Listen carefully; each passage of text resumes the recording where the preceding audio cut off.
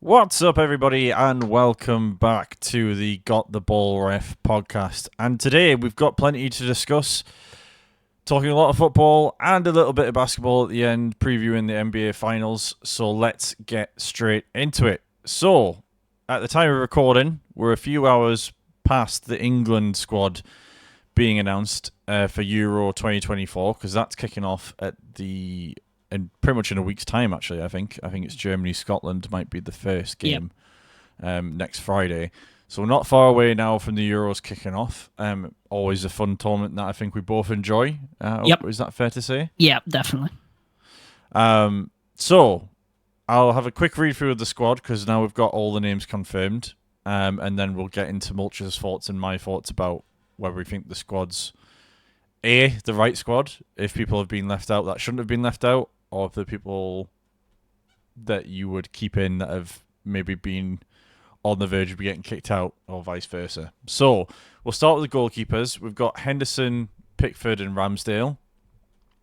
Are you happy with those as the goalkeeper choices? Yeah, I mean, Nick Pope's not really had that much game time, because I'd have him in probably over Henderson, but I don't think he's really had the game time, whereas Dean Henderson has. And yeah, I think they're probably his best three keepers. I personally think. Yeah. It's a weird one with Ramsdale for me, because I still think he's one of the best English goalkeepers we've got. Yeah. But obviously Arteta's not played him really much. He was in and out first half of the season, then Ray has really taken the number one place from him at Arsenal. So that's kind of the only one where I thought they're not really in terms of the goalkeepers. But again, you've like you said, Nick Pope's been injured, he's been out. There isn't really many other options. I know the guy from Burnley was getting mentioned, but I think Trafford, but I don't think he was realistically going to get in front of Ramsdale. So yeah, I'm pretty happy with that. In terms of the defence, we've got Lewis Dunk, Joe Gomez, Mark Guay, Ezri Konsa, Luke Shaw, John Stones, Kieran Trippier, Kyle Walker, and Trent Alexander-Arnold. So, for me, personally, I think this is the weakest area of the team. Definitely. I think it's, again, a year ago, we probably would have said there's no way we'd be missing Harry Maguire going into an international tournament. But I think because of, obviously, I know there are centre-backs there. There's strong options there. But that John Stones link-up, I think, would have been quite important, I think, having that experience going into this tournament. Yeah. What do you think? I'm definitely on the same wavelength as you. Mm-hmm. As much as I don't like him, and I don't think he's that great. Mm-hmm. At the end of the day, he's done it in tournaments. Mm-hmm. The last Euros, he was one of the best players. Mm-hmm. And yeah, I think as you hit the nail on the head with it is the weakest part of the team. I think our centre backs are the weakest they've been for a long time. Mm-hmm. But I think I'd rather have Maguire in than Lewis Dunk. Yeah. One, because he's got the experience. Mm-hmm. And two, I just think he is a better player than Lewis Dunk. I don't really rate Lewis Dunk that much. He's like, don't get me wrong, he's a Premier League defender, but I would much rather have Harry Maguire. I also, so I know my boss is a Liverpool fan, mm-hmm. and he swears by Quansah. Mm-hmm. He says he's brilliant on the ball. Really, really good, really solid. I've not really watched him, so I can't really comment, but he mm-hmm. swears by him and says that he'd be a much better option to have if we wanted to play out from the back. Mm-hmm. And I can kind of see it, because Klopp wouldn't play somebody who isn't up to scratch and didn't play his system right, and they play out from the back. Yeah. So I'm kind of on the fence with Quansah as well. I think I'd have rather potentially had him instead of Dunk as well, or even like Joe Gomez is a weird one for me. I think it's because he's a bit more versatile and can play right back and centre back. I think that's why he's chosen him, but he hasn't really had the game time, and I'm not sure about him really. But I think the rest I can see why he's picked the majority of them Conser's been all right and pretty good this year. Mm-hmm. Shaw's a weird one though because he's been injured, but again, he's one that does it in tournaments and has Yeah, I done. think. So yeah. Yeah, I don't think he comes in unless he's going to be fit. I don't think at some point. Yeah. It's like we had a similar thing at the World Cup with Walker where we took him not knowing. I think there was a bit more uncertainty whether he'd be free for the last group game or if it would be the knockouts. Yeah. But I don't think.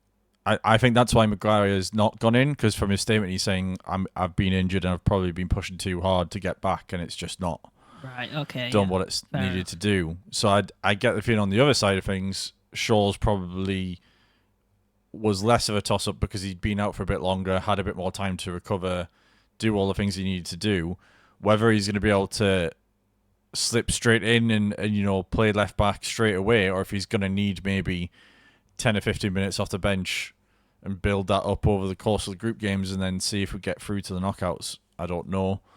But yeah, left back's kind of my area of concern because I'm kind of like, well, if Luke Shaw doesn't play there, who's going to play? Trippier. And I know he's played Trippier there a couple of times, but again, I still think that would be. I'm not sure. I'm not too sure on that one. But obviously, we'll wait and see. Obviously, what he decides to go with. Yeah. Again, the great enigma that is Trent Alexander-Arnold is there. I guess we'll find out whether he's actually a right back or if he's a central midfielder. I know at the friendly against Bosnia, he was playing a little bit further up and he was playing in midfield. But I think when we come up against if we come up against a France or a Germany or a Spain, I think Trent will get found out a little bit in midfield. I'm not saying he's not a good player and he can't play in that position. I just think that when he's got to do more than just whip the ball in or, make a long crossfield pass. Yeah. I just think that maybe he'll get found out a little bit, but we'll wait and see with that in terms of that one. So we'll get into the midfielders. Again, Trent's sort of in that middle gap between the defence and midfield, so I wasn't sure where to put him. But in terms of midfield, we've got Conor Gallagher, Kobbie Mainoo, Adam Wharton, Declan Rice, Jude Bellingham, Jared Bowen, Eze, Phil Foden, and Anthony Gordon is what I would class as sort of your main midfielders, really. That are going to sort of play either midfield or on the wings sort of thing. Again, no real big surprises there in terms of anyone missing, really. I know there was a bit of debate over Grealish, but would you have put Grealish in with how he's done this season? I probably would, just because, again, experience.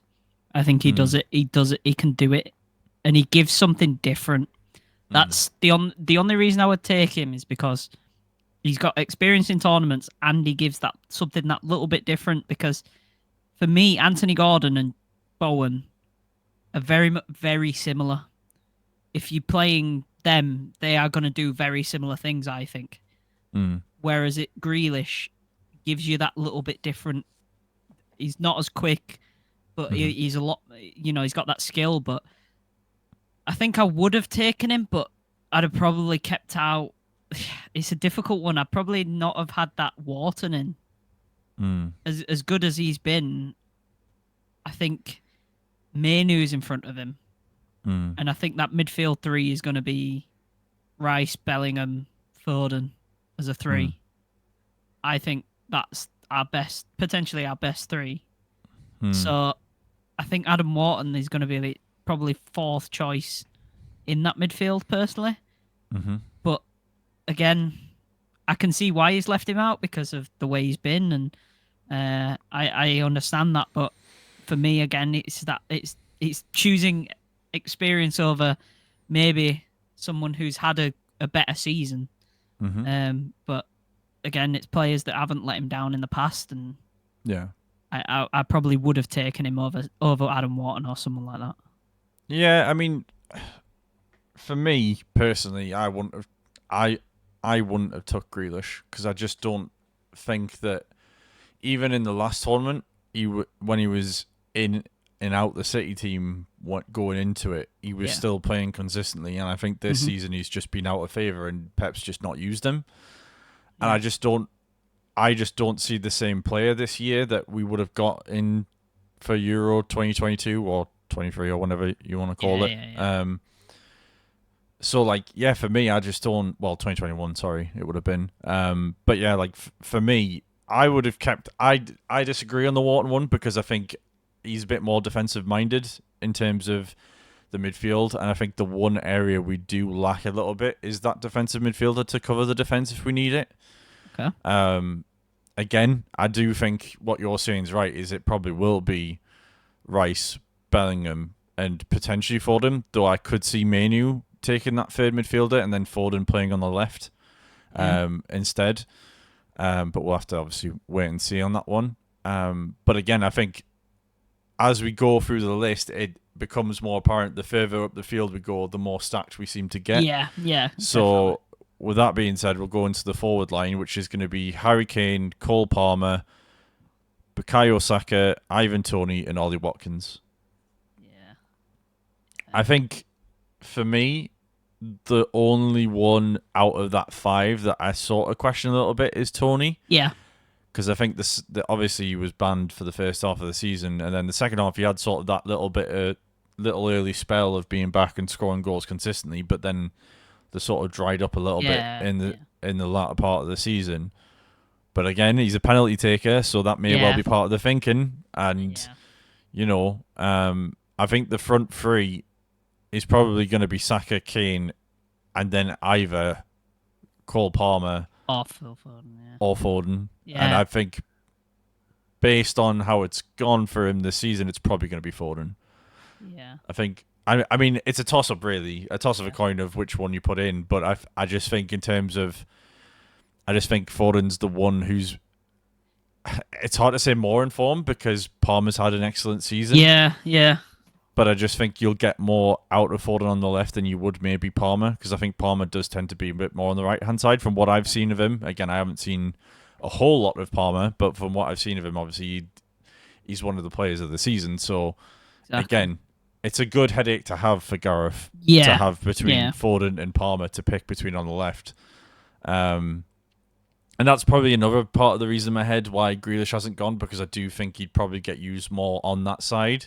Yeah. And I do think there is, like we're saying about the midfield, there is a few names ahead of him on there as well. So for me, it's kind of a no-brainer. But with that being said, and reviewing the squad, how far do you realistically see this England team getting? Like, can you see us going all the way, or do you think it's going to be sort of similar to what we did in the World Cup, where we might struggle against a bigger team, or anything in between that? I think we should win it, to be honest.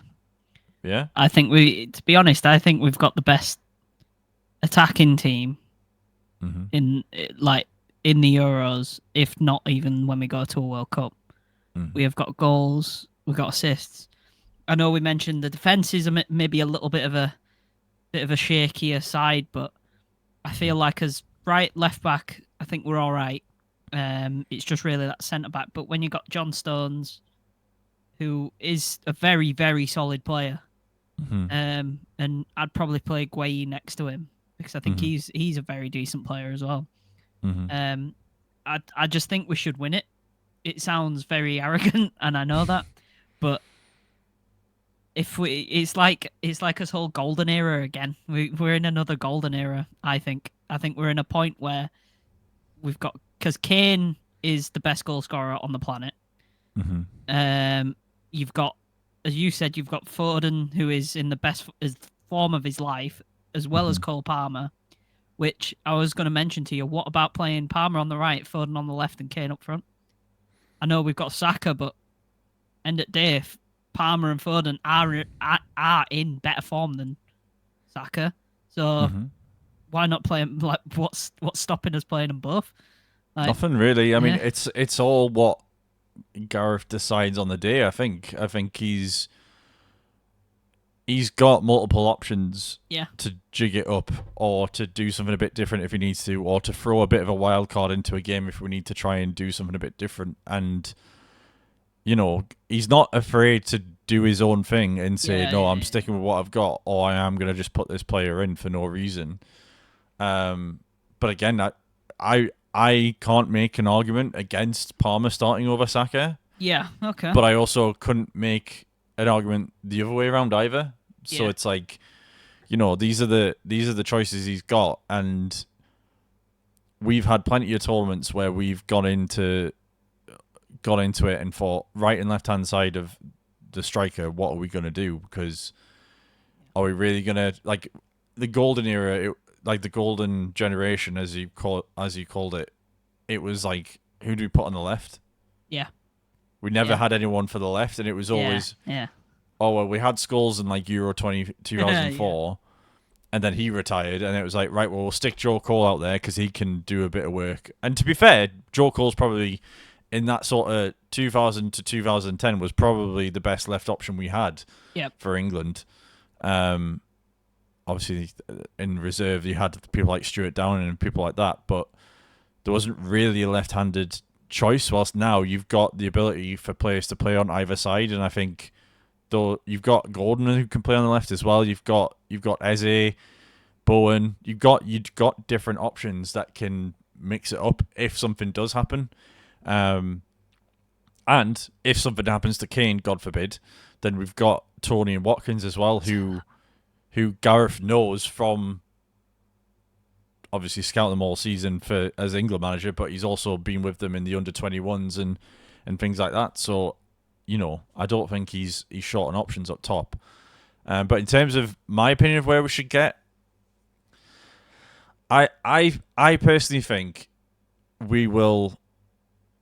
I just think there's not that experience in the key areas. Yeah. Like, and I know it sounds strange when we've got like Kyle Walker, Harry Kane, John Stones, people like that. Yeah. But if you think about a big international tournament, yes, Declan Rice has played in a couple. But Bellingham's only been at the last World Cup, I think. Yeah. And he was. Yeah. And then you've got the likes of, there's on that second half of that list, you've got Manu, Wharton, Bowen, Eze, Gordon, Palmer. Tony, I don't think was there. So you've got 7 names there, just looking at like sort of the midfield and attacking. Yep. Where there isn't as much experience as there used to be. But again, I don't necessarily think that needs to be framed in a negative way, because sometimes that can be a positive. Yeah, definitely. Yeah. It takes sometimes the younger players coming in take the shackles off and just go for it. Yeah, yeah. And I think sometimes with England, it's always been, if we don't win, we're going to get murdered in the press, and that pressure does get to a player. And I just, sometimes when we come up against like a France, that's where I worry sometimes, where not having that experience might let us down a little bit, but it can also do the opposite, where it's kind of like, no, we're going to go for this now, because I don't think we'll be as afraid against the France. It's just whether that lack of experience does it for us in the end, because we're going to have to beat a big country at some point. We're going to have to beat a France or a Germany, and it's sort of 50-50 in my mind at the minute. Better percentage than probably when we went into the past couple of tournaments when we faced bigger countries, and I thought, I don't know if we can beat them. Yeah. But I certainly think with the form of the players going in, there isn't a reason why we can't at least match them or be competitive. So yeah, I would say semi-final is at least for me. Yeah. I can see why you would definitely say that. And I can understand the whole experience thing, but yeah, I think we've got on paper, I feel like we've got the best team. We've got the best player in the world in Jude Bellingham, the best striker.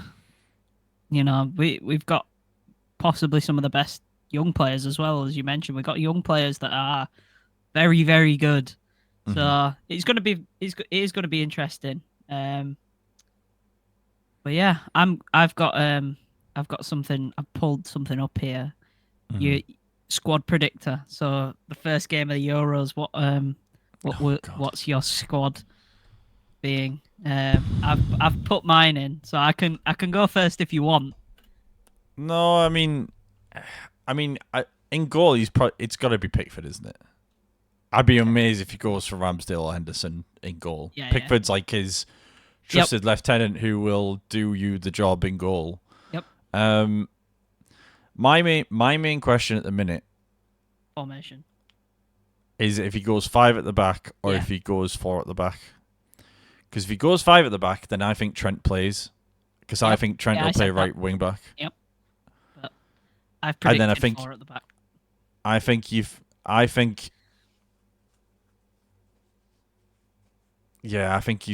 goes 4 at the back. Yep. I think it'll be Kyle Walker at right back. Yep. Stones. Yep. Who's going to partner Stones? I think it's going to be Guay. Yep. And then I think if Luke Shaw's fit, obviously, then Luke Shaw goes left back. Yep. I think the midfield 3 will be... Oh, you've gone for mid 3. Mm-hmm. Ooh. I think it'll be Bellingham, Rice,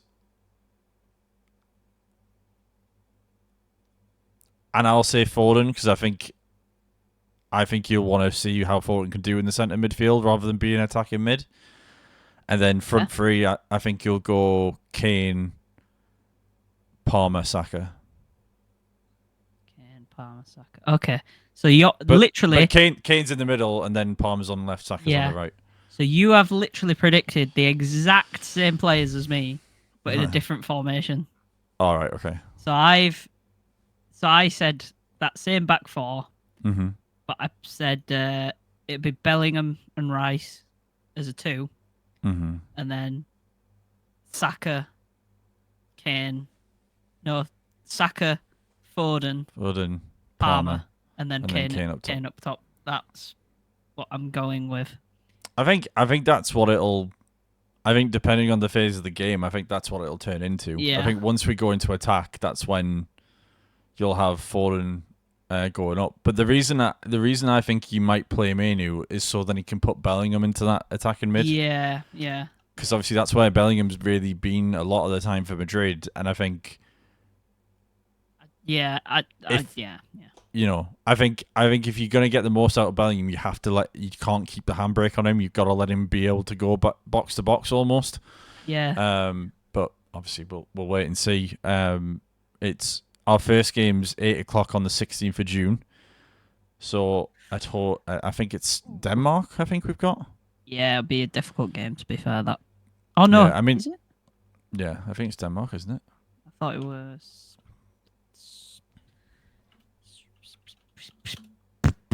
Serbia.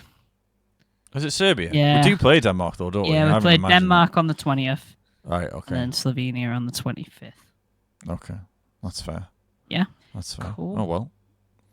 But yeah. Well, we'll leave it there. We'll leave it there for the England talk then. I've got the screenshots of the squad, so you can put them in. Okay. I probably won't. But okay. So there's been a couple of interesting stories come out of the Premier League in the past few days, so I think it's probably worthwhile going through them. 2 of them coming out just today, and we'll get your thoughts on it in a second much. So the first one is that the Premier League's voted to keep VAR in. Boo. There was one club, unsurprisingly, it was Wolves, who wanted to vote it out. It was voted 19-1 in favour of keeping it. Now, for me personally, I have no problem with keeping VAR. I don't see why you would... I do see why people want rid of it. But for me personally, when it clearly gets more right than it gets wrong, it's just a case of, rather than getting rid of it, you need to reshape it a little bit and get it fixed, rather than trying to get rid of it and then go back to this almost Stone Age era of, if a referee makes a mistake, he's going to get hounded, but then everyone just suddenly goes, oh well, shake hands and leave it at that, because fans won't do that. Fans will kick off and say, well, we had a system in place which would point these things out and now we've got rid of it again. And I just think we just need to reform it. We don't need to get rid of it. We just need to fix it. Yeah, we don't need to... It's not a difficult thing to master VAR. European competitions and European leagues use this on a weekly basis, and it's super efficient, and it's super easy to understand, and is quick, more importantly, and doesn't faff about, and just gets it done. And within 30 seconds to a minute, it's done, and we move on. Simple as that. So with that being said, and that little monologue from me out of the way, what are your thoughts on VAR? Of course, you'd say you want it. You'd support a top 6 team. so biased. we've had VAR decisions go against us though. Yeah, like, well, yeah. We've had so many things this season in terms of not being given penalties. There's like Spurs when Fernandes hits a shot and the defender's full on Superman flying with his arm to block it. There's Hoyland being wrestled to the ground by Gabriel in the penalty area and nothing gets given. I'm not saying we're innocent of anything either, because I know Onana against Wolves in the first game of the season basically concussed a guy by punching him clean in the head. But like, this is what I'm saying, is it needs fixing rather than getting rid of it so that you catch these things as well as sort out the stuff that they don't get right. Yeah, it definitely needs sorting because it is a sham. Because especially that one, who were it? I think it was Liverpool. The one where he was literally a mile onside and they released the audio and he was like, oh, pull it back, blah, blah, blah, oh, blah, blah, blah. And then they're like, oh, on-field decision. And then it's just like a whole load of chaos that ensues. He's like, oh, he's played the game on now, so we can't bring it back again, blah, blah, blah, and all that crap. It's just a mess at times. And for a system that is supposed to solve a lot of these problems, it does cause a lot of them. And I feel like it was rushed for some reason. It feels like somebody had this idea and they went, yeah, do you know what? Run with it. Go with it. And they rushed it. And it feels very rushed. Because why is there not a camera directly in line with the players? You see the camera flying over the pitch, like them cameras, but you can do that, but you can't have literally a camera looking straight down. Like, it makes no sense to me why they can't do that. I understand the lines and all that crap, but Coventry against you, I'm sorry, but it's not offside. Literally the line goes over Wan-Bissaka's foot. It goes over his foot, and you can see it go over his foot. It's like which is fine, not right. Which is fine. I can understand that. I can understand why there might be an argument of how is my problem with VAR as a construct is that everything at the start was if it's clear cut a decision, then that decision happens. If it's not clear cut and you can see why the referee's not giving it, then it doesn't stand. So things like that, where if it was how many VAR offsides have we seen where it's like an armpit or a toenail or whatever? Yeah. A referee or a side like, you know, one of his like his assistant refs isn't going to see that from in the blink of an eye on the opposite end of the pitch. There's just no chance. It's just not going to happen. Yeah. But like this whole clear and obvious rule seems to have gone out the window, and I think it's kind of like, well, I think the rule set needs to change a little bit, and it needs to be made clear as to what people are expecting to see in terms of, well, if it's within a couple of inches, are we really saying that the referees should have seen that? Because I don't know about you, but I struggle to see when something goes past my window at 20 miles per hour. Never mind a football player running past, but you know, I just don't see how. If we get rid of VAR, it'll get worse. Yeah. Because what will happen is a referee will make, in the first weekend of the Premier League restarting, a referee will make such a huge gaffe, like will make a big mistake, and everyone will go, "Oh, the referees aren't good enough," and it'll just be 10 times more because they don't have the technology behind it. Yeah, that's another discussion. The referees, I don't think, are good enough at the moment. And I think they get way too much wrong. And I think sometimes they are scared of making a decision because of potentially the crowd, but it might not be. It might just be, I don't even know, but I just feel like they are not up to scratch. And yeah, as you said, VAR probably does help mitigate a little bit of that. But even then, you've got the referees that aren't up to scratch anyway, then on VAR making a decision, so they are not up to scratch anyway. It's a mess. Well, this is the thing for me, is that if I was in charge of like the refereeing association or people who were doing VAR, I would literally there'd be two things I would do. One is make the people who are on the cameras in the studio watching it and relaying it back to the referee on the pitch. They have to make the decision and not the referee, because they can't. A referee going into the middle, going to a screen right next to a crowd, getting absolutely pelted at for making a decision one way or another, is not going to help him. And if he looks, and again, the people in the studio are going to see slow down replays, which will make things either look better or worse or vice versa. But a referee on the pitch isn't going to see that in real time and know what's going on. So if the people in the studio make a decision, they can just go, it's a clear penalty, give it. Yeah. And then the referee in the middle of the break just goes, right, it's a penalty, go. Yeah. There doesn't have to be this. There doesn't have to be the referee running from the opposite side of the pitch, come over, and then make a decision. It's just done and dusted. Move on, game, go. Yeah. I think, because that's what rugby does. That when you watch international rugby or any sort of rugby league or rugby union, when you can hear them communicating. Yep. And then basically say, no, it was out of touch. Right, that's the decision. Go. There's no go look at it yourself. It's just get on with it. The second thing I would do, hold your tongue because I've thought about this long and hard. The second thing is bring in people from these European competitions and European leagues to advise how to implement it properly. Because I think the problem is we saw everybody going in and saying, right, we're putting VAR in. And then we went, oh, well, we've got to do it, even though we're nowhere near prepared enough. Don't know what the hell we're doing. But all these other leagues have cracked it and don't have any complaints. And well, I'm sure they have complaints, but they will not have the amount of vocal complaints about VAR that we do in the English leagues. Yeah. And I guarantee if they did that and they brought some advisors in and they got maybe some specialist referees and even made 3 or 4 squads of people consistently being together, like you do on the pitch, you have your VAR squads of referees. I think you're not going to necessarily cut everything out because that's refereeing. You don't get everything right. Yeah.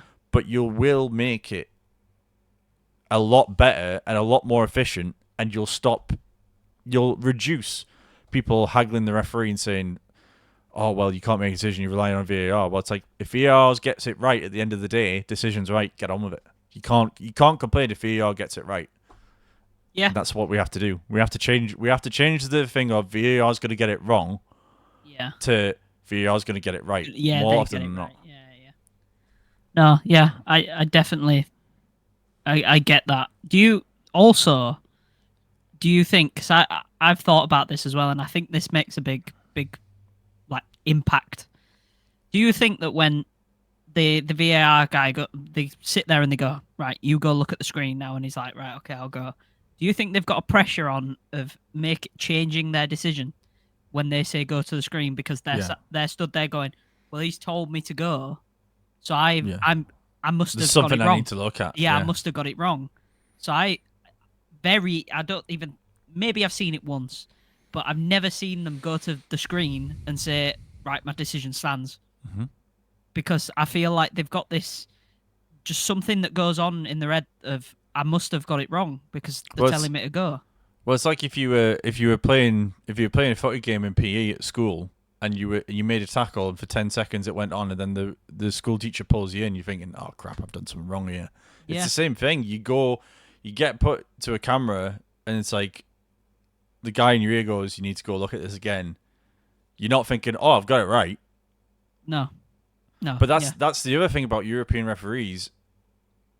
There is a bit of arrogance to them in that if they think the decision is right when they look at that screen, they will keep that decision right. Yeah, fair. If they think it's wrong, they'll change it. Yeah. It's not a case of, because I've gone to the screen, I'm going to change it now. Like that's a key component. I think we need to find a way. Again, there's a few different ways I think you can do it, but I think there's various ways. Again, you start at grassroots. I think better quality of refereeing there and build them up through the system. Because again, the amount of times I've gone to see Blythe Spartans play at home, and the standard of refereeing, and again, I've said it to you off camera plenty of times, but the amount of times I'll hear pundits on Sky Sports say the standard refereeing is absolutely atrocious. I went, you need to go watch a non-league game on a Saturday at 3 o'clock because you have no idea. I've seen people get 2-footed and almost have their legs broken and only get like a yellow card. Good tackle, play on. But didn't even get the ball though. Like totally missed the ball and just took the guy's leg out. And it's like that's Sunday league level of like even Sunday league you're probably getting sent off for that. And it's like things like that get missed. And it's just like horrendous, what the hell? And it's just starts from the bottom, doesn't it? Starts from the bottom. Well, yes, I think it's both at the bottom and at the top where you need to sort of get them to meet in the middle a little bit. I think there needs to be.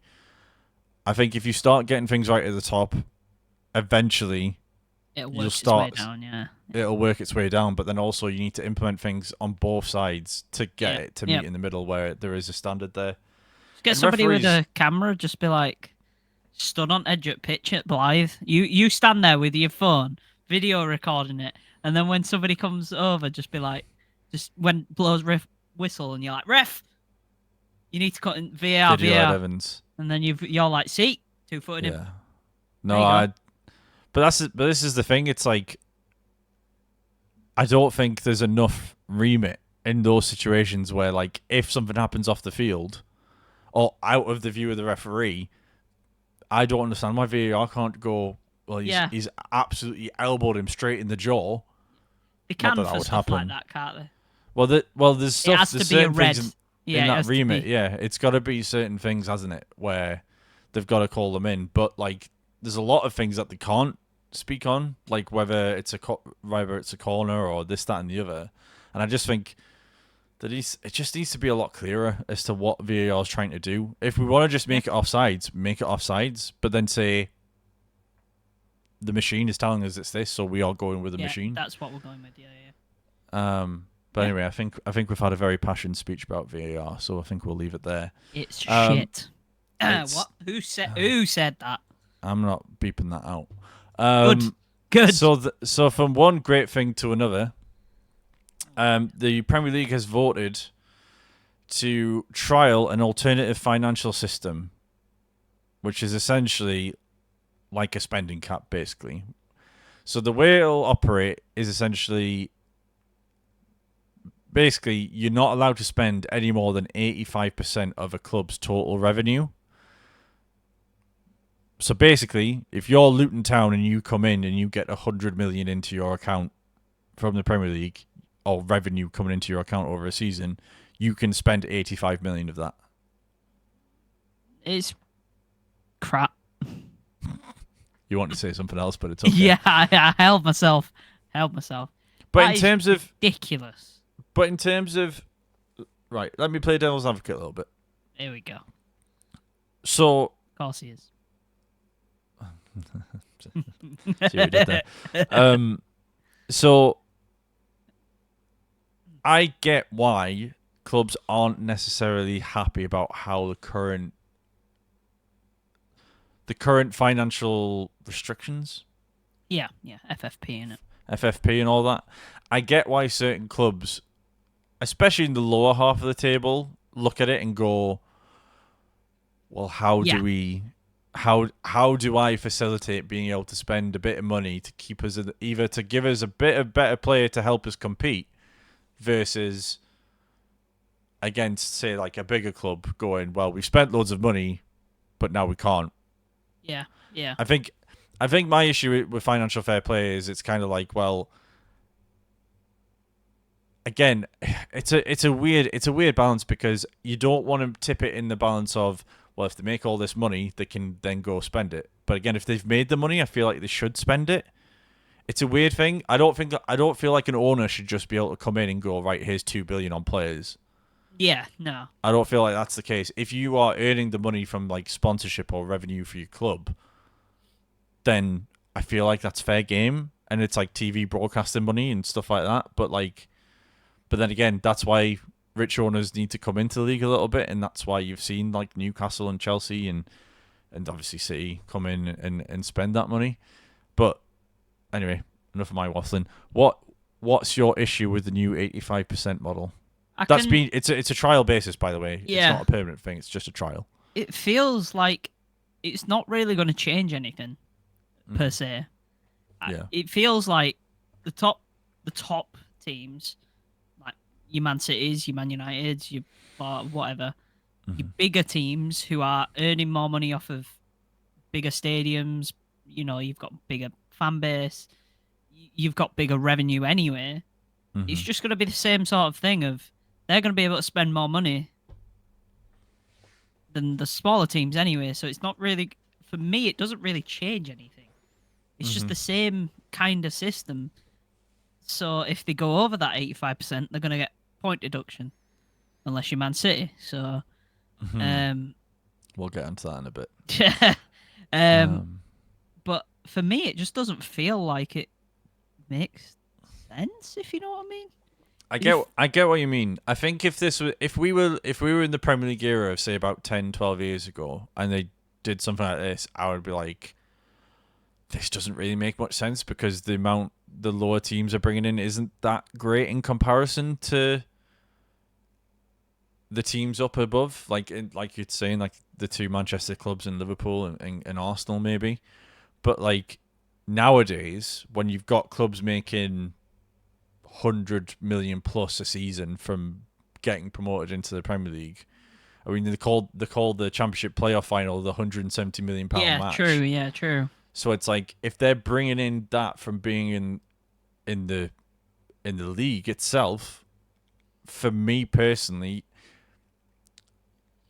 I think it opens up a little bit more capacity for the smaller teams to spend a bit more.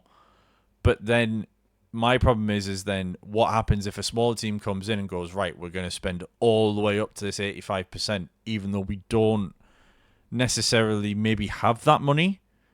Yeah. Like that then becomes a bit of a problem because you could then have City say, for example, well, we've made 400 million. So we're going to spend 300 plus million on players. And then it's like, well, they've got that money because the owner's got that money. And then where's the line of, is it the owner's money that's getting spent or is it the money that the club's earnings that's getting spent? Yeah.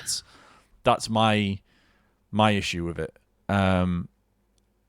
Because I don't know if it's the value has to be 85% and it can be, the money can come from anywhere, or if it's just the revenue you make is what you spend.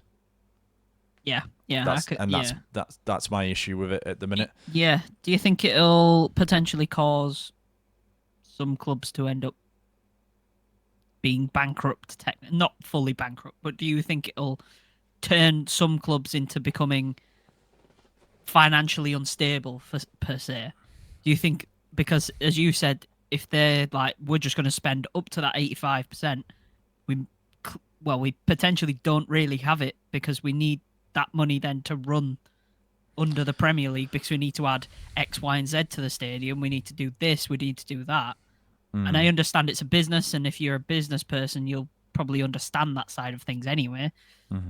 But do you think it could potentially cause some teams to become maybe a little bit more financially unstable because they're just like plowing money into it technically just to try and do it, but then they get bounced straight back down?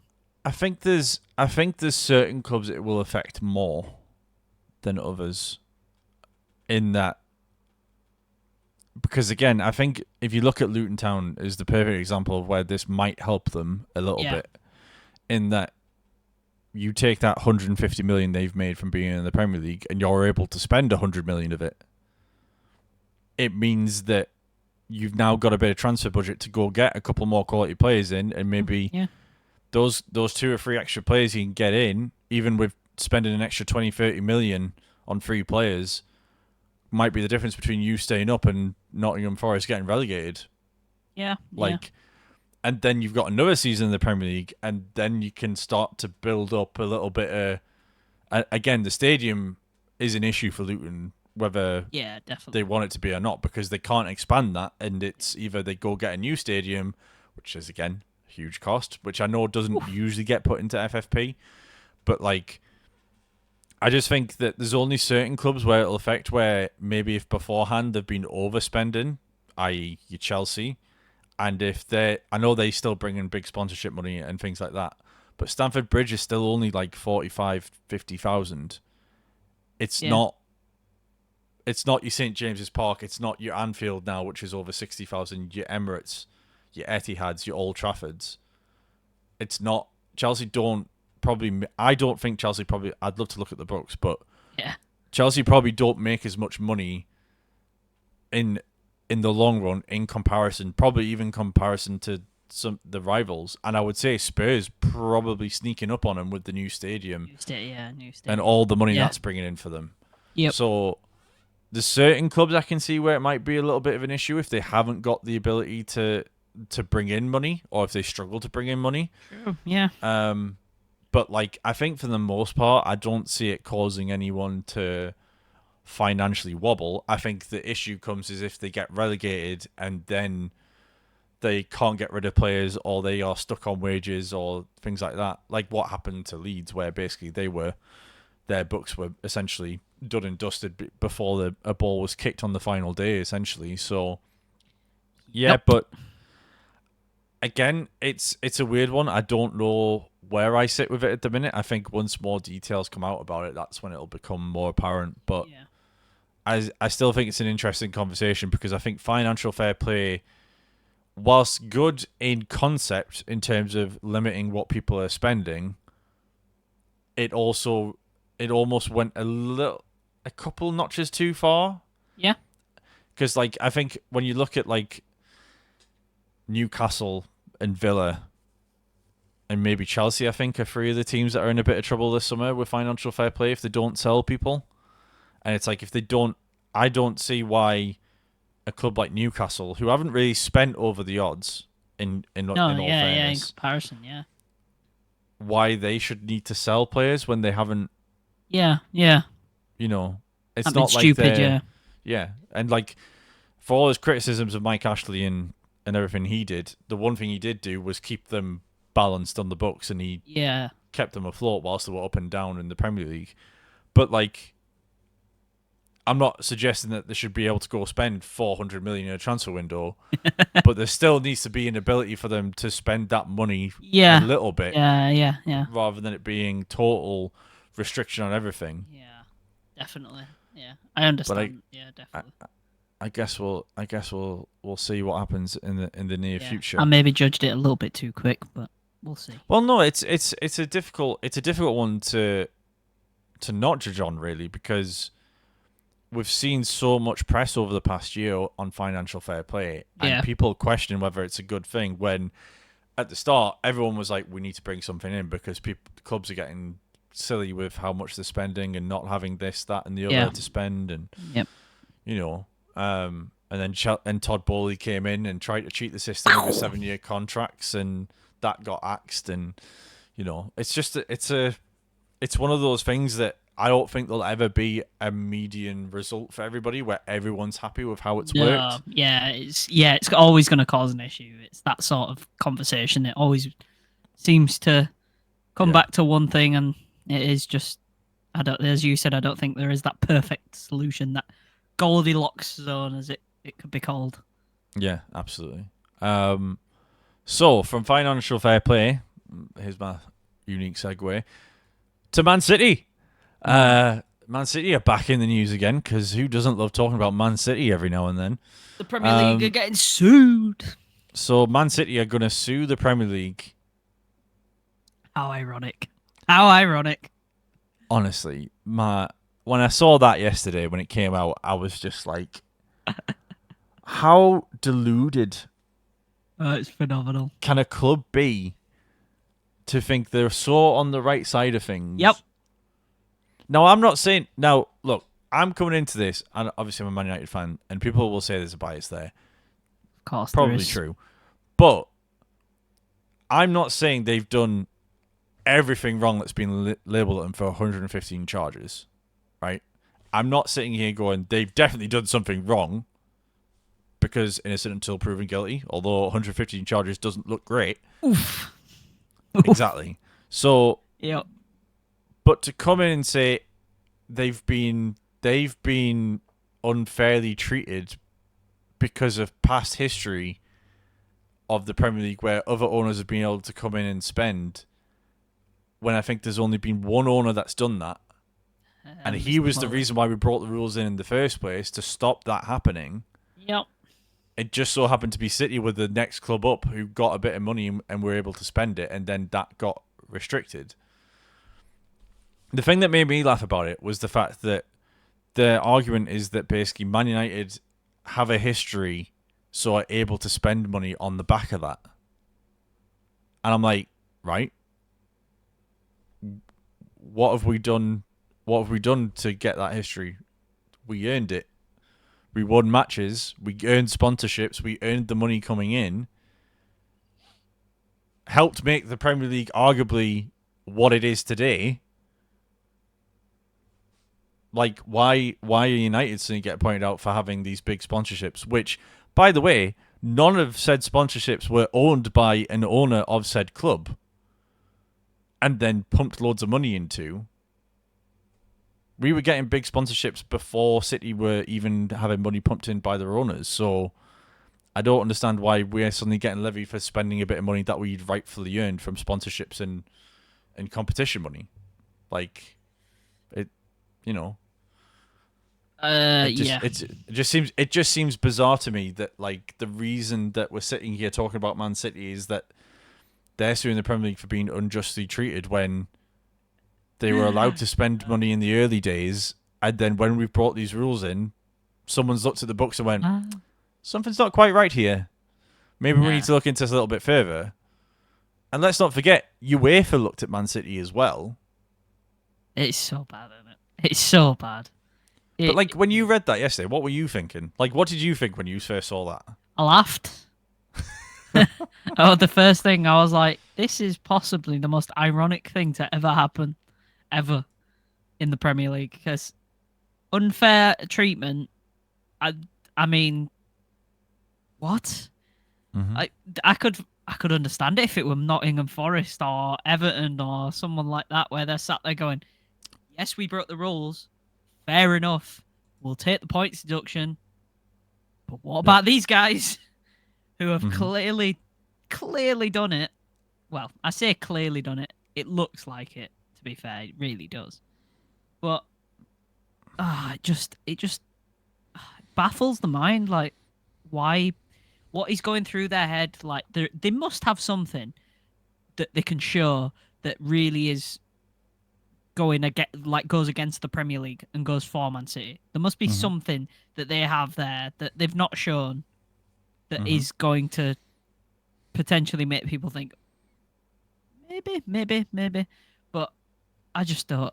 I don't understand. It just feels like they don't have a leg to stand on, personally. But their whole argument is basically that sponsors should be allowed to put whatever amount of money on that they see fit. And I agree.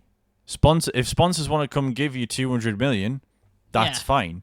But when the sponsor is someone owned by a member of either your family or you're close friends with, or you have a direct link with that company, then how is that fair? We got sponsored by Sharp, a technology company in the 90s. And, like, you know, we didn't call Uncle Jim and be like, right, give us 20 million a season, please.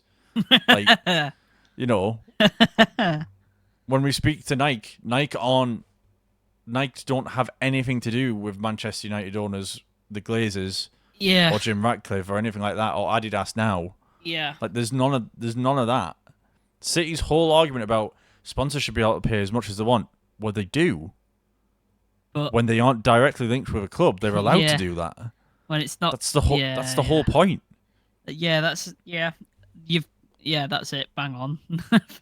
But, like, they've put the rod on, for me. They've put the rod on their own back with their argument because they pointed out Man United being able to do it, and it's because the only reason we were able to spend money is because we earned the money, and the way we earned the money was by being the best club in the 90s. We were the best English team in the 90s. Won the most trophies. Yes, we spent transfer record fees every now and then, but Newcastle went and spent 15 million. on Alan Shearer. Yeah.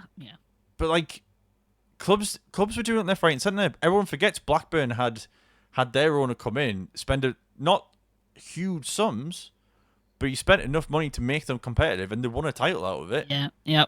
Yep. Like, City's argument is flawed, and on that, if they'd made a smarter argument, I'd have been like, fair enough. But the fact that they've went, well, United got to be able to spend money, but we earned the sponsorship. Yeah, if, as you said, if the sponsor is a direct link to you, it's very, very sneaky and feels very backhanded. Mm-hmm. You know, that's what it feels like. Mm-hmm. And I get it. They should be able to put as much money in as you said. If they want to give you 200 million, great, take it. Literally bite the hand off. But if it is like your brother or someone like that going, I'll give you 200 million. It's like, it's like, I could give you two good examples of where I would be disagreeing with United if it happened. So Jim Ratcliffe obviously owns Ineos. Yep. If Ineos came in and were our shirt sponsor next season, and then we've suddenly got this £700 million shirt sponsor, I'd be like, I mean, that's kind of pretty clear and obvious that's against the rules and we shouldn't be doing that. And then the other thing is that if, say, for example, we had Mercedes, because he's obviously Ineos, part of Mercedes with F1.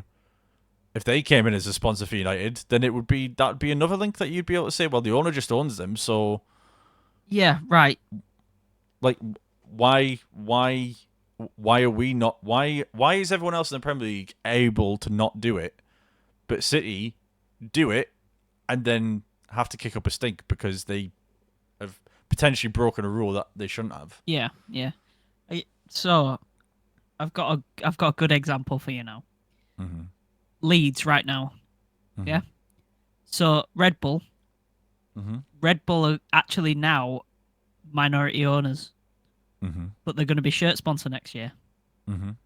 Is that a bit sneaky, or is that just they've bought a minority stake and then they wanted to sponsor anyway? That's the thing. It's a grey area. I think. I think it's so weird. It's just what. But yeah, that's the example that I've got.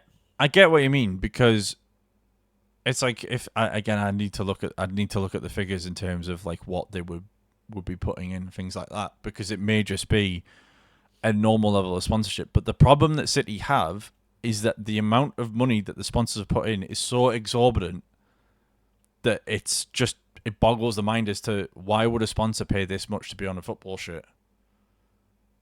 Like, no sponsors would pay that.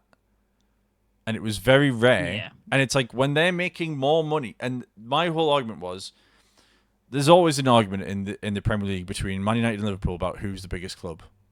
And really, the biggest clubs in the world, in my personal opinion, in terms of merchandise, worldwide known knowledge, it's Real Madrid and Barcelona. When City are coming in with barely any history and making more money than Real Madrid, that's an issue. Yeah. Now, if City would say, if you swapped around the Champions League wins and everything like that, if City had the past 10 years that Madrid had, winning 3 Champions Leagues in a row, having Ronaldo, this, that, and the other, then I could maybe have an argument for it, because Ronaldo would bring you in a lot of change anyway. Champions League wins would certainly bring you a lot more recognition and publicity. But the problem City have always had since day one is they weren't a big club at the start. Yeah. It's as simple as that. And it's like, if these people are taking over Liverpool and Liverpool started spending money, you'd be like, well, Liverpool do earn a lot of money. Yeah. So they probably wouldn't need to do what they've done with it. And again, it's not for me to say that what they've done is wrong or right. But when it's to the extent that they're making more money than Real Madrid, I mean, come on. Like, you know, I just think there has to be a line at some point where we go, right. Yeah. And there's every chance, I think, with this lawsuit that it stops the 115 charges from even being a topic of discussion anymore. And they just say, you know what, we'll drop the charges. these are the new rules everyone plays with now. Go from there. Yeah. And I think that's exactly what City want. They want to put a microscope on the Premier League and stop them from... Because it's what they did with UEFA. They delayed... They kicked the can down the road and stopped UEFA from doing anything. And then when they went to the court of sport or arbitration or whatever they call it, it was like straight away. There was no decision was made. Yeah. They are very much like now you're pointing your finger at me, so I'm gonna scream. It's what it feels like. It is very sneaky, and I definitely don't understand. It feels really ironic that they've done this. But yeah, personally, I just think I don't know what's the problem is. I have no idea what is going to happen with it, because, as you said, what they did with the UEFA stuff, they just basically stopped them from being able to make a decision. So they're going to try and sue the Premier League, but then the Premier League are going to be like, well, I don't know what you're on about, mate. What is going to actually happen there? So if they sue the Premier League and they win, what happens? Because if that happens, that's going to be bad. I think financial fair play goes out the window. Yeah, if they win this, then yeah, definitely. But then I don't know. Two things will happen.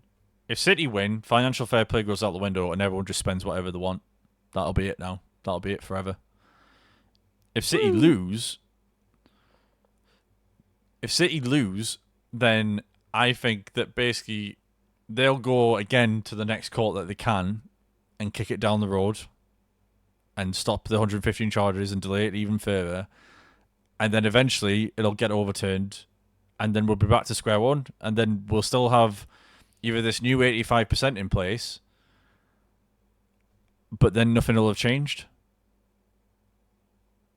I realistically can't see anything changing, because City will make such an argument and frame it in such a way that we're not the bad guys here. We're just spending sponsors' money. And it's like, well, yes, you are, but the money is essentially coming from you. Like, you are putting the money into that person's account, who are then paying it back to you. So, because again, if we didn't have those rules in to say you can't inflate your sponsorship money and you can't do this, that, and the other, everyone. What I mean is if we didn't have those rules and you could just spend whatever money you want, and City were spending hundreds of millions every season, then no one would be able to make an argument. You just say you have the richest man in the league who's willing to spend that money. You're gonna win. It's up to everybody else to find a way to. It's up to everyone else to try and find a way past it, but those aren't the rules, and the rules were put in place for a reason. And if they're found out to have broke them, then they should be punished. Yep, definitely. But you know what it's like. Woo! But we'll see what happens, because again, like I said at the start of that little segment, I'm not saying they've done something wrong.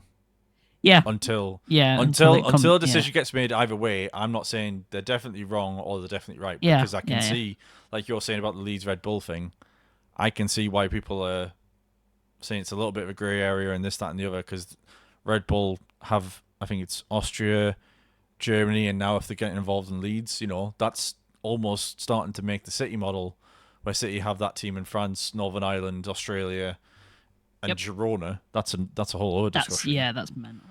So, you know, it is what it is. Yep. So, with that being said, I think we'll leave it there. I think we'll leave it there for the spending caps and City and all that fun stuff. Yeah, fun.